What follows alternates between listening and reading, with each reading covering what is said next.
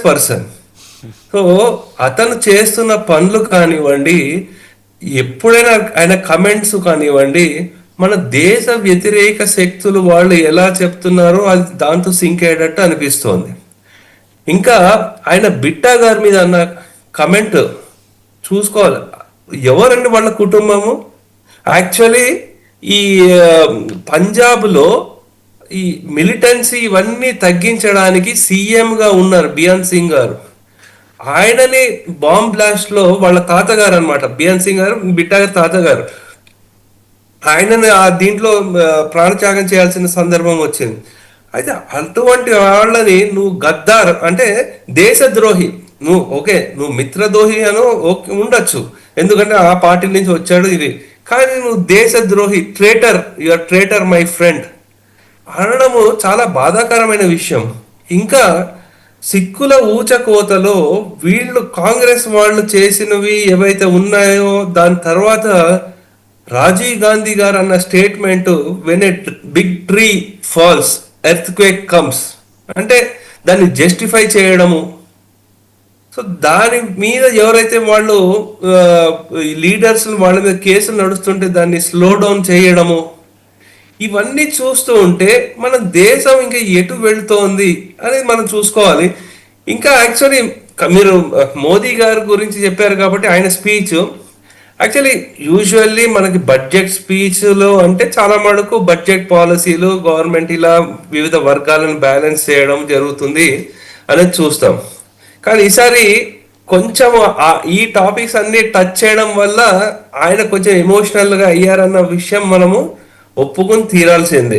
అయితే కొంచెం ఈసారి అసర్టివ్గా ఉంది వారి కమ్యూనికేషను, దాంతోపాటు కొంచెం global trade, economic narrative, Congress చురకలు పెట్టడము, సో అవన్నీ కూడా చూసుకుంటే definitely I think it is one of the good speech. చెప్పాల్సిన అవసరం ఉంది. నెక్స్ట్ టైం నుంచి మళ్ళీ ఇటువంటి స్ట్రాటజీలు ప్లాన్ చేయకుండా ప్రాపర్గా ప్రజలకు సంబంధించిన సమస్యలు ఏవైతే ఉన్నాయో బడ్జెట్లో అటువంటివి తీసుకుని వచ్చి, ఇంకా మనం అంటే అపోజిషన్ లీడర్ అనే వాళ్ళు గవర్నమెంట్ని ఎలా ప్రశ్నించాలి, సరే మీరు మిడిల్ ఇన్కమ్కి ఏం చేశారు, ఎంతవరకు వచ్చింది, ఇంకేం చేయొచ్చు, దాంతోపాటు ఏఐ వల్ల ఆపర్చునిటీలు పోతాయి అంటున్నారు, ఏం చేస్తారు, ఎలా స్కిల్స్ చేస్తారు, ఏఐ గురించి మీరు 50 కోట్లు మేము ఇచ్చాము బడ్జెట్లో అన్నారు, నిజంగా అది సరిపోతుందా, ఇంతమందిని స్కిల్ చేయాలంటే ఏం చేయొచ్చు, ఇటువంటివి అడగాలి. యువతకి ఏంటంటే అరే మా సమస్యల గురించి మాట్లాడుతున్నారా మా లీడర్ అని ఉండాలి, కానీ ఏదో ఈగోకి వెళ్ళిపోయి అన్పబ్లిష్డ్ బుక్ని మీరు చెప్పకూడదు అన్న దానికి ఇంకా ఈగోకి తీసుకుని అదే పాయింట్ మీద పట్టుకుంటూ, అవును పోనీ సరే అన్పబ్లిష్డ్ బుక్ ఉంది కాబట్టి నేను ఈ పాయింట్ తీసేస్తాను, కానీ ఇలా వస్తున్నాయి దాని మీద గారు ఆయనకు వాళ్ళ పార్టీ వాళ్ళు ఇచ్చింది ఈ సెషన్స్ వరకు ఆ ఒక్క పుస్తకం మీదే మాట్లాడమని, ఆ హోంవర్క్ ఆయన ఏది ఇస్తే అదే మాట్లాడతారు. లేనప్పుడు ఏం చేస్తారు, పార్లమెంటు గేట్ దగ్గర నుంచొని బిట్టా గారిని టీస్ చేయటం, మిత్రద్రోహం అంటాం, దేశద్రోహం అంటాం. దేశద్రోహం అనే విషయంలో నిజంగానే మీరు అన్నది ఇప్పుడు బయటికి వెళ్ళి మాట్లాడి, ఏ ఇంగ్లాండ్ వాడైతే మన నెత్తికెక్కి డ్యాన్స్ కట్టి 200 ఏళ్ళు మనల్ని హింసించాడో అక్కడికి వెళ్ళిపోయి మాట్లాడాడు ఆయన. ఇండియా భారతదేశంలో మొత్తం హక్కులు కాలు రాస్తున్నారు, మీరు వచ్చి కాపాడాలి. వాడు వచ్చి మళ్ళీ ఈస్ట్ ఇండియా కంపెనీ వచ్చి మళ్ళీ మనల్ని కాపాడాలట. సో ఇక ఆయన గురించి ఆయన నుంచి అంతకన్నా ఏం ఎక్స్పెక్ట్ చేస్తుందండి ఈ దేశం ప్రసాద్ గారు?